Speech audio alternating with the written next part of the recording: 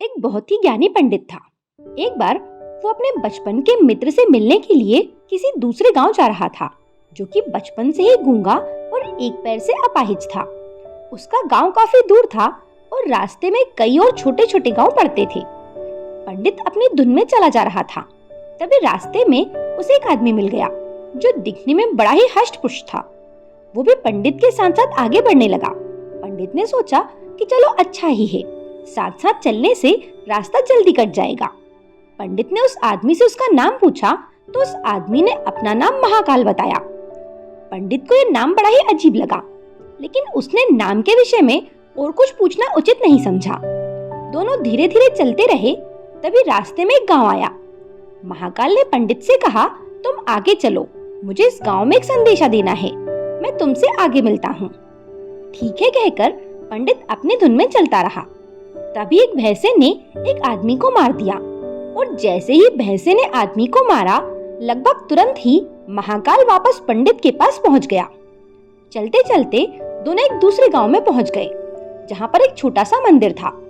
ठहरने की व्यवस्था ठीक लग रही थी और क्योंकि पंडित के मित्र का गांव अभी काफी दूर था, साथ ही रात्रि भी होने लगी थी, तो पंडित ने कहा कि रात होने वाली है, पूरा दिन हम चले हैं, थकावट भी बहुत हो चुकी है, इसलिए आज की रात हम इसी मंदिर में रुक जाते हैं। भूख भी लगी है, इसलिए भोजन कर लेते हैं और थोड़ा विश्राम करके हम सुबह यहाँ से प्रस्थान करेंगे। महाकाल ने जवाब दिया, ठीक है, लेकिन मुझे इस गांव में किसी को कुछ सामान देना है, इसलिए मैं देकर आता हूँ, तब तक तुम भोजन कर लो, मैं बाद में खा लूंगा। इतना कहकर वो चला गया, लेकिन उसके जाते ही कुछ देर के बाद उस गांव में धुआं उठना शुरू हुआ और धीरे धीरे गांव में आग लग गई। पंडित को बड़ा ही आश्चर्य हुआ। उसने मन ही मन सोचा, जहां भी महाकाल जाता है वहां किसी न किसी तरह की हानि क्यों हो जाती है, जरूर कुछ तो गड़बड़ है। लेकिन उसने महाकाल से रात्रि में इस बात का कोई जिक्र नहीं किया। सुबह दोनों ने फिर से अपने गंतव्य की ओर चलना शुरू कर दिया। कुछ देर के बाद एक और गांव आया और महाकाल ने पंडित से फिर कहा कि पंडित जी, आप आगे चलें, मुझे इस गांव में भी कुछ काम है, इसलिए मैं आपसे आगे मिलता हूँ। इतना कहकर महाकाल जाने लगे, लेकिन इस बार पंडित आगे नहीं बढ़ा, बल्कि खड़े होकर महाकाल को देखता रहा कि वो कहाँ जाता है और क्या करता है। तभी लोगों की आवाजें सुनाई देने लगी कि एक आदमी को सांप ने डस लिया है और उस व्यक्ति की मृत्यु हो गई है।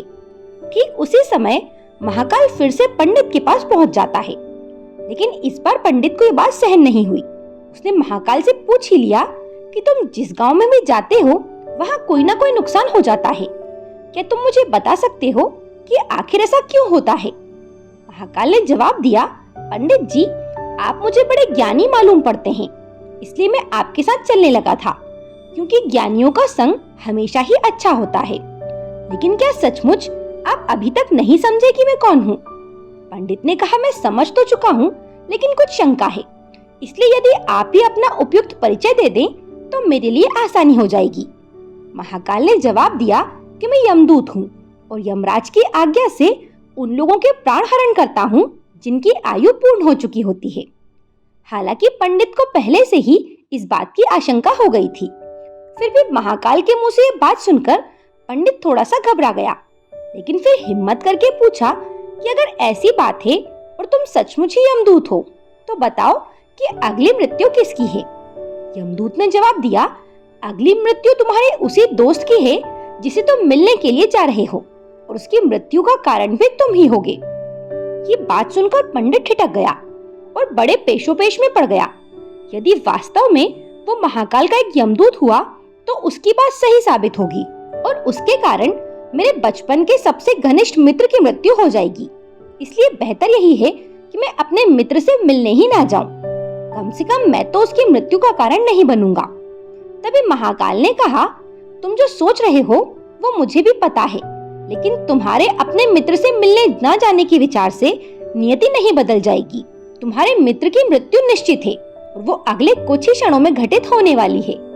महाकाल के मुख से ये बात सुनते ही पंडित जी को झटका लगा, क्योंकि महाकाल ने उसके मन की बात जान ली थी, जो कि किसी सामान्य व्यक्ति के लिए संभव नहीं था। फलस्वरूप पंडित को यह विश्वास हो गया कि महाकाल सचमुच यमदूत ही है। इसलिए वो अपने मित्र की मृत्यु का कारण न बने, इस हेतु वो तुरंत पीछे मुड़ा और फिर अपने गांव की तरफ लौटने लगा। परंतु जैसे ही वो मुड़ा, सामने से उसे उसका वो मित्र उसी की ओर तेजी से आता हुआ दिखाई दिया, जो कि पंडित को देखकर अत्यधिक प्रसन्न लग रहा था।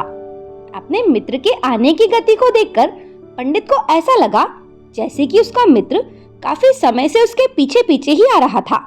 लेकिन क्योंकि वो बचपन से गूंगा और एक पैर से अपाहिज था, इसलिए ना तो पंडित तक पहुंच पा रहा था और न ही पंडित को आवाज देकर रोक पा रहा था। लेकिन जैसे ही वो पंडित के पास पहुंचा, अचानक न जाने क्या हुआ और उसकी मृत्यु हो गई। पंडित हक्का बक्का सा आश्चर्य भरी नजरों से महाकाल की ओर देखने लगा, जैसे कि पूछ रहा हो कि आखिर क्या हुआ उसके मित्र को।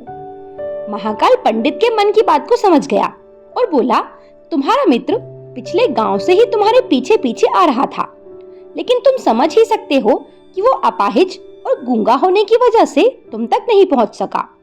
उसने अपनी सारी ताकत लगाकर तुम तक पहुंचने की कोशिश की, लेकिन बुढ़ापे में बचपन जैसी शक्ति नहीं होती, इसलिए हृदयघात की वजह से तुम्हारे मित्र की मृत्यु हो गई है और उसकी वजह हो तुम, क्योंकि वो तुमसे मिलने हेतु तुम तक पहुंचने के लिए ही अपनी सीमाओं को लांघते हुए तुम्हारे पीछे भाग रहा था।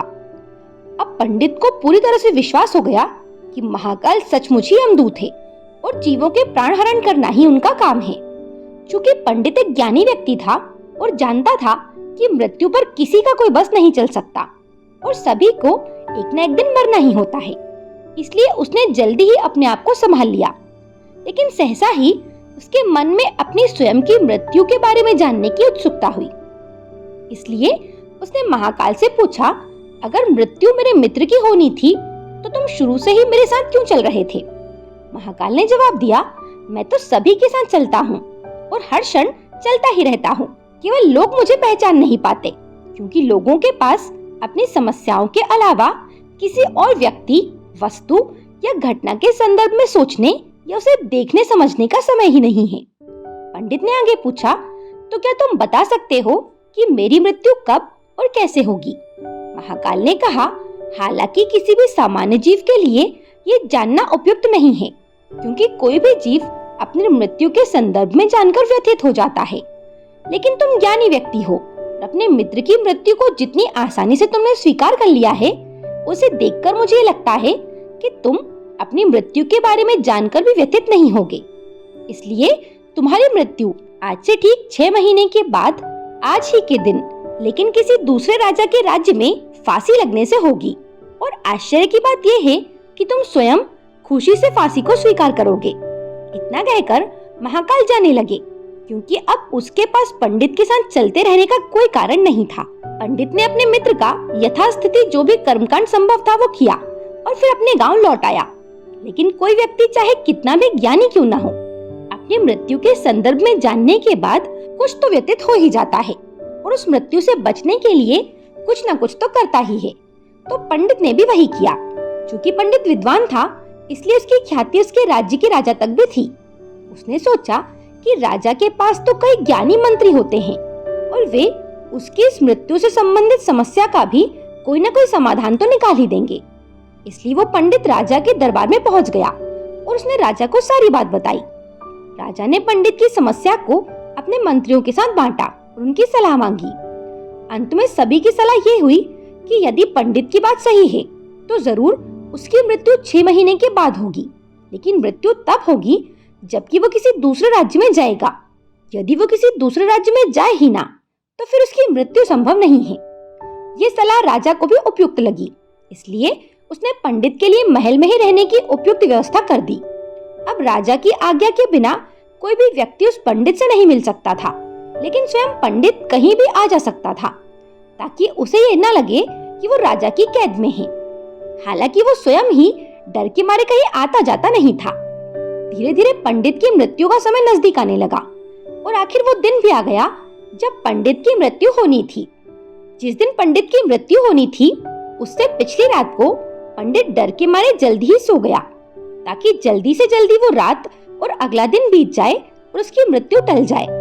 लेकिन स्वयं पंडित को नींद में चलने की बीमारी थी और इस बीमारी के बारे में वो स्वयं भी नहीं जानता था। इसलिए राजा या किसी और से इस बीमारी का जिक्र करने अथवा किसी चिकित्सक से इस बीमारी का इलाज करवाने का तो प्रश्न ही नहीं था। चूंकि पंडित अपनी मृत्यु को लेकर बहुत चिंतित था और नींद में चलने की बीमारी का दौरा अक्सर तभी पड़ता है जब ठीक से नींद नहीं आ रही हो, इसलिए उसी रात पंडित को रात में चलने का दौरा पड़ने लगा। वो उठा और राजा के महल से निकलकर अस्तबल में आ गया। चूंकि वो राजा का खास मेहमान था, इसलिए किसी भी पहरेदार ने ना तो उसे रोका न किसी तरह की पूछताछ की। अस्तबल में पहुंचकर वो सबसे तेज दौड़ने वाले घोड़े पर सवार होकर नींद की बेहोशी में ही राज्य की सीमा के बाहर दूसरे राज्य की सीमा में चला गया। इतना ही नहीं, वो दूसरे राज्य के राजा के महल में पहुंच गया और संयोग हुआ कि उस समय भी किसी पहरेदार ने उसे न रोका न ही कोई पूछताछ की, क्योंकि सभी लोग रात के अंतिम प्रहर की गहरी नींद में थे। वो पंडित सीधे राजा के शयन कक्ष में पहुंच गया। रानी के एक ओर उस राज्य का राजा सो रहा था, दूसरी ओर स्वयं पंडित जाकर लेट गया। सुबह हुई तो राजा ने पंडित को रानी के बगल में सोया हुआ पाया। ये देखकर राजा बहुत क्रोधित हुआ। उसने पंडित को गिरफ्तार करवा लिया। पंडित को तो समझ नहीं आ रहा था कि वो आखिर दूसरे राज्य में और सीधे ही राजा के शयन कक्ष में कैसे पहुंच गया, लेकिन वहां उसकी सुनने वाला कोई नहीं था। राजा ने पंडित को राज दरबार में हाजिर करने का हुक्म दिया। कुछ समय के बाद राजा का दरबार लगा, जहां राजा ने पंडित को देखा और देखते ही इतना क्रोधित हुआ कि पंडित को फांसी पर चढ़ा दिए जाने का फरमान सुना दिया। फांसी की सजा सुनकर पंडित कांप गया। फिर भी हिम्मत करके उसने राजा से कहा कि महाराज, मैं नहीं जानता कि मैं इस राज्य में कैसे पहुंचा। मैं तो ये भी नहीं जानता कि मैं आपके शयन कक्ष में कैसे आ गया, और आपके राज्य के किसी भी पहरेदार ने मुझे रोका क्यों नहीं। लेकिन मैं इतना जानता हूँ कि आज मेरी मृत्यु होनी थी और होने जा रही है। राजा को ये बात थोड़ी अटपटी लगी। उसने पूछा, तुम्हें कैसे पता कि आज तुम्हारी मृत्यु होनी थी? आखिर तुम कहना क्या चाहते हो? राजा के सवाल के जवाब में पंडित ने पिछले 6 महीनों की पूरी कहानी बता दी और कहा कि महाराज, मेरा क्या, किसी भी सामान्य व्यक्ति का इतना साहस कैसे हो सकता है कि वो राजा की उपस्थिति में राजा के ही कक्ष में रानी के बगल में जाकर सो जाए। ये तो सरासर आत्महत्या होगी, और मैं दूसरे राज्य से इस राज्य में आत्महत्या करने क्यों आऊंगा? राजा को पंडित की बात थोड़ी उपयुक्त लगी, लेकिन राजा ने सोचा शायद वो पंडित मृत्यु से बचने के लिए महाकाल और अपनी मृत्यु की भविष्यवाणी का बहाना बना रहा है।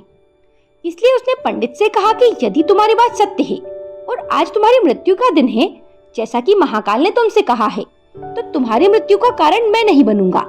लेकिन यदि तुम झूठ कह रहे हो तो निश्चित ही आज तुम्हारी मृत्यु का दिन होगा। क्योंकि पड़ोसी राज्य का राजा उसका मित्र था, इसलिए उसने तुरंत ही कुछ सिपाहियों के साथ दूसरे राज्य के राजा के पास पत्र भेजा और पंडित की बात की सत्यता का प्रमाण मांगा। शाम तक भेजे गए सैनिक लौट आए और उन्होंने आकर बताया कि महाराज, पंडित जो कह रहा है वो सच है। दूसरे राज्य के राजा ने पंडित को अपने महल में ही रहने की संपूर्ण व्यवस्था दे रखी थी और पिछले 6 महीने से ये पंडित राजा का मेहमान था। कल रात राजा स्वयं इससे अंतिम बार अपने शयन कक्ष में मिले थे, और उसके बाद ये इस राज्य में कैसे पहुंच गया, इसकी जानकारी किसी के पास नहीं है। इसलिए उस राज्य के राजा के अनुसार पंडित को फांसी की सजा दिया जाना उचित नहीं है। लेकिन अब राजा के पास एक नई समस्या आ गई, क्योंकि उसने बिना पूरी बात जाने ही पंडित को फांसी की सजा सुना दी थी। इसलिए अब यदि पंडित को फांसी न दी जाए तो राजा के कथन का अपमान होगा, और यदि राजा द्वारा दी गई सजा का मान रखा जाए तो पंडित की बेवजह मृत्यु हो जाएगी। राजा ने अपनी इस समस्या का जिक्र अपने अन्य मंत्रियों से किया और सभी मंत्रियों ने आपस में चर्चा करके सुझाव दिया कि महाराज, आप पंडित को कच्चे सूत के एक धागे से फांसी लगवा दीजिए। इससे आपके वचन का मान भी रहेगा और सूत के धागे से लगी फांसी पंडित को मृत्यु तक नहीं पहुंचा सकती, जिससे उसके प्राण भी बच जाएंगे। राजा को यह विचार उपयुक्त लगा और उसने ऐसा ही आदेश सुनाया। पंडित के लिए सूत के धागे का फांसी का फंदा बनाया गया और नियमानुसार पंडित को फांसी पर चढ़ा दिया गया। सभी खुश थे कि न तो पंडित मरेगा न राजा का वचन झूठा होगा।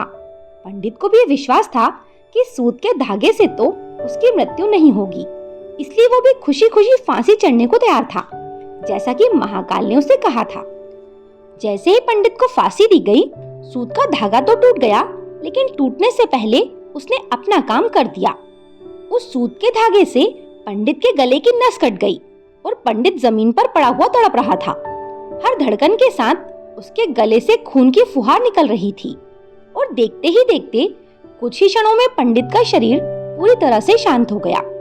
सभी लोग आश्चर्यचकित हक्के बक्के से पंडित को मरते हुए देखते रहे। किसी को विश्वास नहीं हो रहा था कि कमजोर से सूत के धागे से किसी की मृत्यु भी हो सकती है। लेकिन आखिरकार ये घटना घट चुकी थी। नियति ने अपना काम कर दिया था। ये कहानी आपको कैसी लगी मुझे कमेंट करके जरूर बताएं। मेरे साथ बने रहने के लिए आप सभी का धन्यवाद।